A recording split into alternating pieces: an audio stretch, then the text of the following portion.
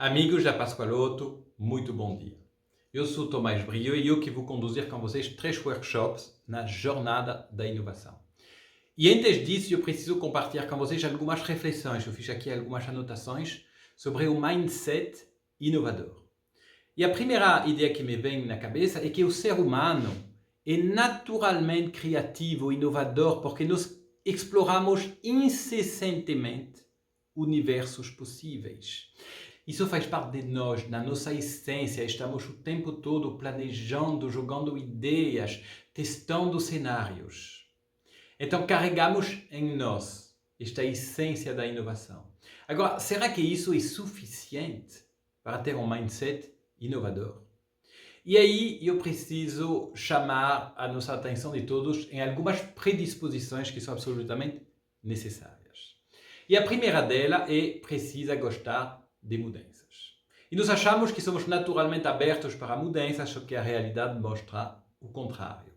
E aí eu pergunto para você, quando é a última vez que você mudou a sua receita favorita em casa, mudou o caminho que você usa para trabalhar ou para ir na escola? Então, lidar com mudança é um exercício constante. E, inclusive, eu tenho aqui um desafio para vocês exercitarem a vossa capacidade da mudança. Este desafio, na verdade, tem 3 partes. A primeira parte é dizer sim. Dizer sim porque, em geral, quando chega para nós um convite esdrúxulo, alguma notícia nova, a nossa primeira reação é não, não vai dar, não quero. Experimente durante uma semana, diga sim a tudo e depois pensa. Em geral, nós falamos não e depois pensa. Não, diga sim e quem sabe você vai se encontrar em situações completamente inesperadas, onde você vai conseguir desenvolver ideias novas, sair da rotina e do automático. A segunda parte do desafio é você procurar cada dia fazer uma coisa diferente.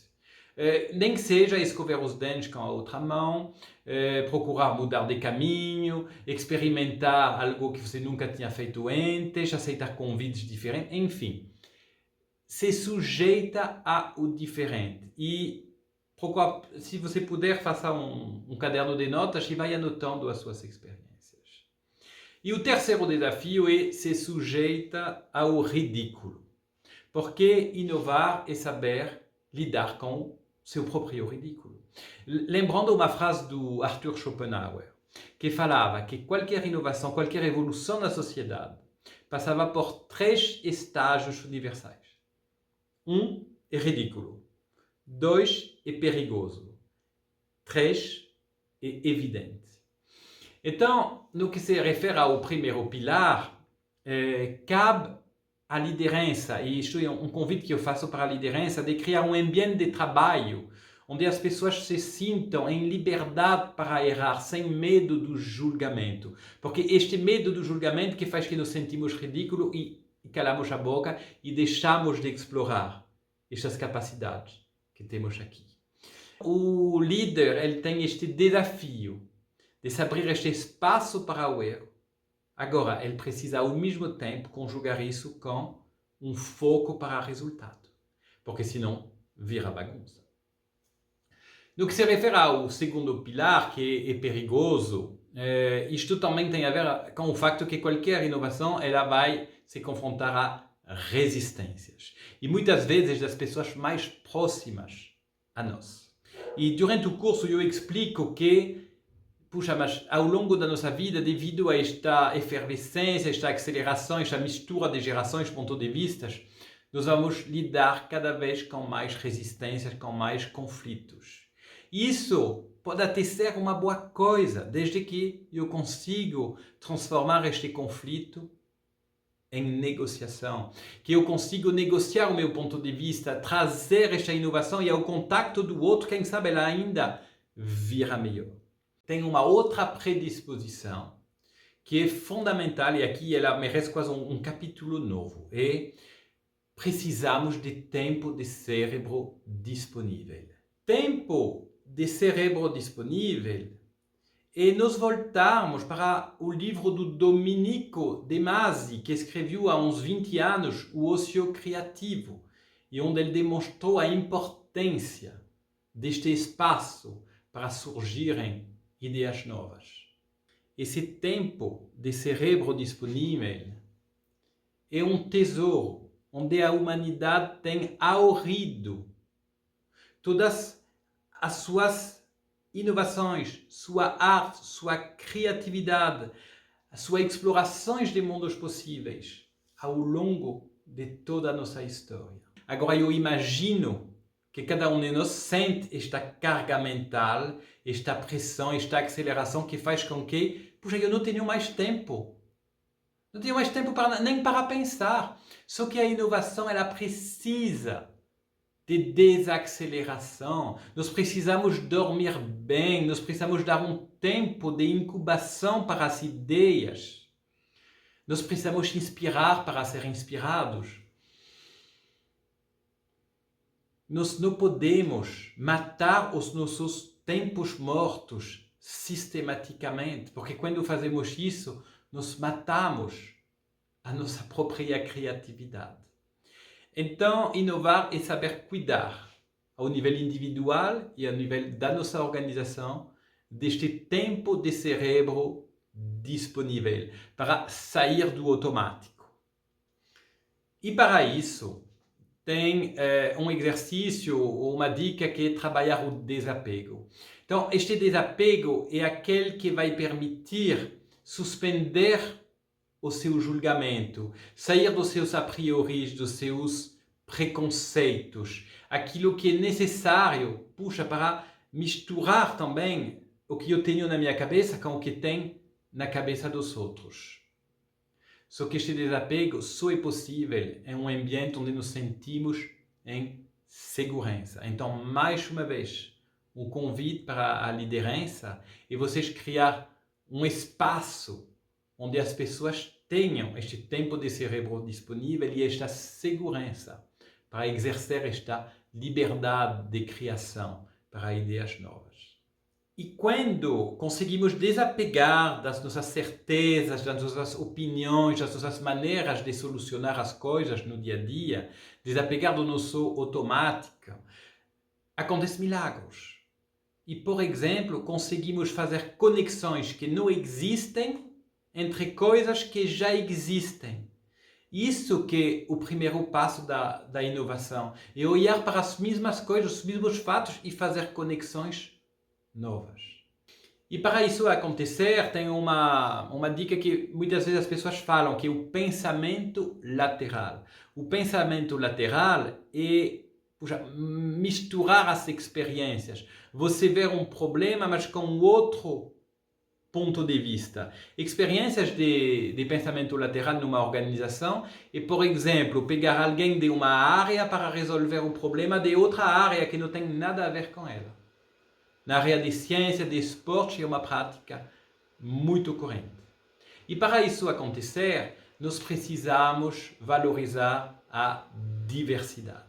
Então, quanto mais diversidade, quanto mais pensamento diferente, culturas diferentes, idiomas, pensamentos, crenças, quanto mais a possibilidade de fazer emergir algo criativo e novo é grande. Valorizar a diversidade não é porque é bom, não é para ser bonito no papel, é porque valorizar a diversidade é valorizar um ambiente mais inovador e mais criativo. Quando eu estou falando de desacelerar, de desapegar das suas conclusões precipitadas, das suas certezas, das suas opiniões, de trabalhar o pensamento lateral, de valorizar a diversidade, estamos falando de criar um ambiente colaborativo, onde estamos desenvolvendo uma inteligência coletiva. E isso, para mim, é o papel do líder alquimista. Inclusive, eu vou ler aqui uma citação, porque o líder alquimista ele precisa agora ser o alquimista de um ambiente de trabalho calçado em confiança, em que as pessoas se sentem seguras para se expressarem, sem medo de errar. E dessa forma, as ideias surgem e são lapidadas a partir de insights e percepções compartilhados. Os fluxos criativos individuais unem-se aos fluxos coletivos. E quanto mais diversidade, quanto mais rico será o resultado. Então, muitas vezes, a inovação ela surge quando desapegamos de buscar a solução na nossa própria cabeça. quando nos abrimos e confrontamos a nossa visão com a cabeça dos outros para co-criar algo realmente novo com ele. Este é o papel do líder alquimista. Na hora de falar de tempo de cérebros disponíveis, eu preciso compartilhar um paradoxo com vocês. Porque na história da humanidade, nós nunca tivemos tanto tempo de cérebro disponível. Só para você ter uma ideia, nos anos 1800, 50% da nossa vida acordada era passada trabalhando. Hoje em dia, estamos falando entre 10 e 15% no máximo da nossa vida acordada trabalhando. Então, está sobrando cada vez mais tempo de cérebro disponível. Somado ao fator demográfico, à democratização da educação e da internet, isto faz com que, estatisticamente, para aparecer muito mais inovações, muito mais artistas, gênios que vão vir com ideias novas a todos os níveis. Estamos numa época de abundância de inovações. E pessoalmente, quando você observa a aceleração das últimas décadas, você consegue perceber e concretizar esta ideia deste melting pot de ideias e de inovação. Ao mesmo tempo, como eu estava falando, nós sentimos esta carga mental e eu pessoalmente não estou enxergando este tempo de cérebro disponível. Todo mundo fala que tem mais, os estudos falam que tem mais, mas no meu dia a dia, onde é que ele está? E no seu? Este que é o paradoxo. E na hora de procurar um responsável para este paradoxo, o principal suspeito são as telas. Porque as telas, elas viraram predadores atencionais com os quais é muito difícil competir porque elas alimentam insidiosamente nossos apetites mais imediatos e ancestrais, nossos instintos de sobrevivência de curto prazo. E quando você vê as estatísticas, nós podemos ver que nos Estados Unidos, quase a metade da vida acordada já é passada na frente de telas. Um estudo na França mostrou que um estudante de 18 anos passa 2,5 vezes mais tempo na frente das telas do que na escola. Aqui estou tirando umas notas porque tem umas coisas muito interessantes. A nossa atenção virou foco de uma competição acirrada e está sendo disputada incessantemente com o nosso consentimento, muitas vezes inconsciente. Por outro lado, não adianta focar apenas nas telas, pois elas são apenas os mediadores do encontro de um mercado desregulado da informação com o funcionamento ancestral do nosso cérebro.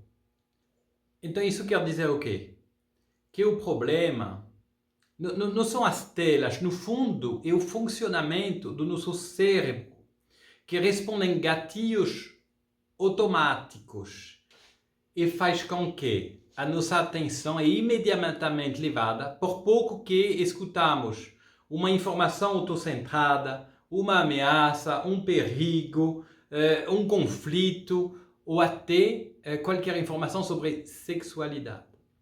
Estes instintos e reflexos que nós herdamos da nossa evolução natural ao longo de milhões e milhões de anos, embora ela não tenha mais utilidade no contexto atual, ela continua existindo e ela se torna contraprodutivo, a tal ponto que as narrativas que prosperam e emergem não são aquelas que são verdadeiras ou reais, e sim aquelas que sabem melhor captar a nossa atenção. Isso explica que as fake news se propagam 6 vezes mais rápido que as notícias normais. E isso tem 2 consequências imediatas com o mindset inovador. O primeiro deles é que nos entregamos um tempo de alto valor para as telas, quando nós precisávamos deste tempo para incubar, para desacelerar e fazer emergir as ideias novas. E o segundo ponto é que nós estamos produzindo uma versão distorcida da realidade. É o resultado da nossa bolha de informação que está à nossa volta. E se eu não consigo enxergar a realidade como ela é, a necessidade das pessoas, os problemas, como que eu vou ter uma solução que vai ser adequada com o mercado, com a real necessidade que acontece no mercado? A boa notícia é que temos dentro de nós todos os recursos necessários para lidar com estas limitações.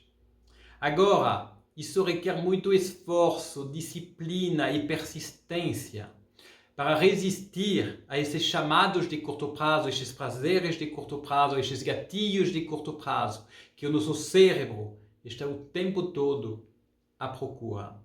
A tal ponto que a inteligência é cada vez medida não mais em função do QI, que é a capacidade de ter a boa resposta, e sim na capacidade de ser capaz de sair do seu sistema 1, que é um sistema automático, intuitivo, e ir para o sistema 2, que é o sistema onde eu tenho raciocínio, empatia, que é um funcionamento do cérebro mais lento e que consome mais energia.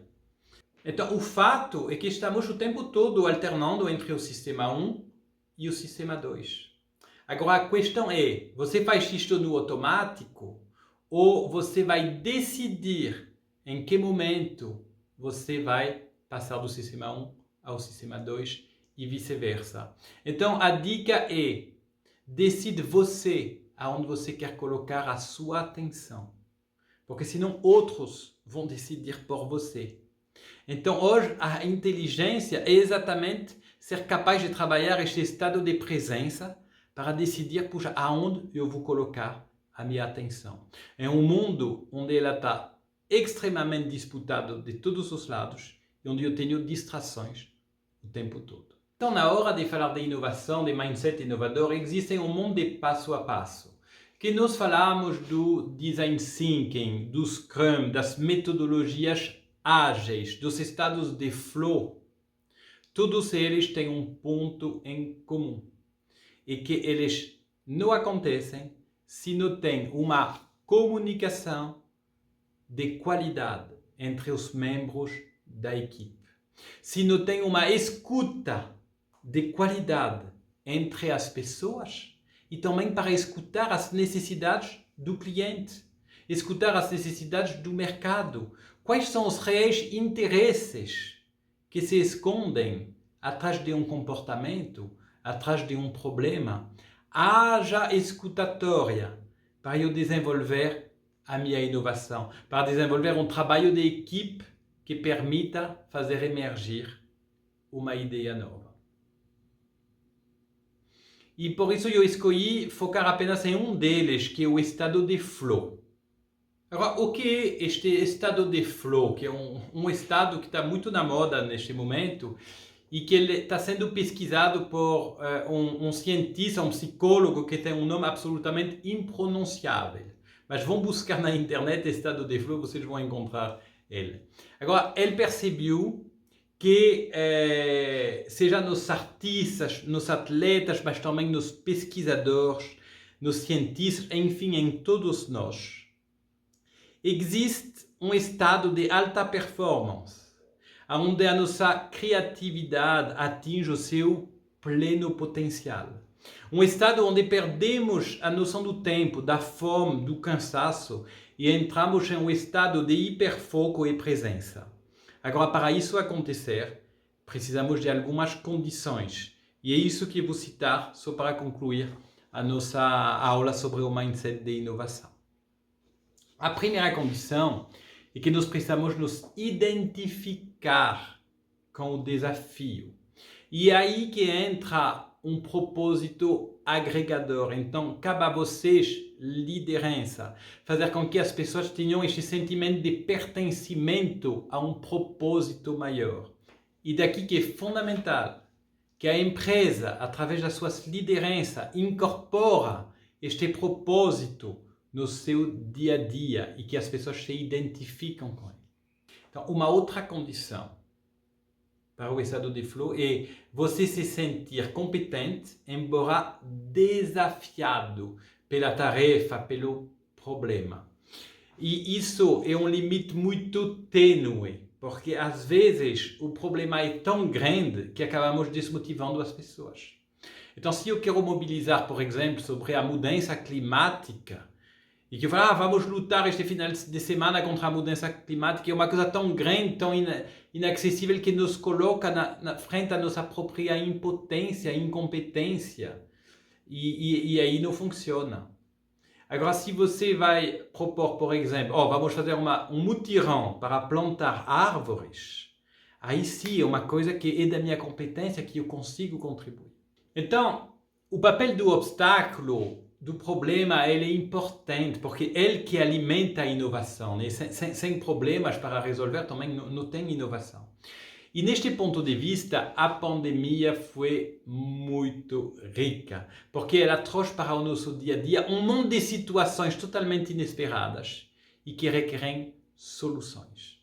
Então, eu percebi que um dos efeitos colaterais desta pandemia, deste confinamento que estamos vendo, é estimular este pensamento criativo, esta inovação. E eu estou imaginando que nos próximos meses e anos ainda vamos ver os resultados daquilo que acabamos de viver. E provavelmente estas inovações vão mudar o jeito como estávamos vivendo em relação ao antes da pandemia. Uma outra condição para chegar neste estado de flow é o que eles chamam de um ciclo de feedback contínuo. Então, isto vai se traduzir no dia a dia, por exemplo, como nas metodologias Scrum ou Agile, onde você tem um sprint, que é um período curto, onde eu já vou experimentar coisas e ter um feedback. Então, é fundamental para a liderança estabelecer metas claras, mas que sejam atingíveis e que se possa tocar, palpar o resultado de forma muito rápida. Por isso também se fala muito de MPV, né, que consiste em fazer um protótipo o mínimo possível para que ele seja viável. Então isso é fundamental, ter estas iterações curtas em vez de pensar numa coisa muito grande no longo prazo. Então vamos por iterações pouco a pouco e quebrar as nossas cabeças para resolver estes problemas em equipe, todos juntos. E para terminar, uma das condições para o estado de flow e para tudo o que nos falamos até hoje é cuidado com as interrupções, cuidado com as distrações, porque elas acabam matando os nossos tempos mortos, que são aqueles que são exatamente necessários para esta inovação. A tal ponto que empresas estão repensando modelos de open space ou sistemáticos de reunião, porque nós precisamos conjugar estes tempos em grupos, estes tempos sozinhos e ter cuidado com estas distrações e interrupções que fazem que ninguém consegue focar a sua atenção na tarefa, no desafio, e aí não dá para trazer soluções criativas. E para concluir, eu quero destacar uma característica dos tempos atuais, é que agora a inovação precisa desapegar do conceito de autoria individual. Eu me lembro que o meu avô, ele foi um inventor, ele colocou uma patente e a patente era no nome dele e ele conseguiu com esta inovação, dar uma nova vida para a empresa dele e até para a família dele. Agora, nos dias atuais, nós precisamos desapegar do conceito de autoria individual da inovação, porque como nós acabamos de ver, a inovação ela acontece no encontro de várias cabeças, na capacidade de desenvolver um diálogo entre opiniões diferentes, na capacidade de organizar uma inteligência coletiva, um ambiente colaborativo. E para que tudo isto aconteça, haja escutatória. Escutatória de si mesmo, né? Para escutar esta criatividade, estes tempos, esta incubação, estas ideias internas, escutar estes conflitos internos, uma escuta externa para escutar os outros, para trabalhar juntos, uma escuta externa para escutar o mercado, as tendências, os reais problemas e quais são os interesses e necessidades das pessoas que estão atrás destes problemas. Então, por isso que a escutatória, ela vem como uma ferramenta que vai nos ajudar a criar este ambiente de trabalho que vai ser tão necessário a ter este mindset de inovação.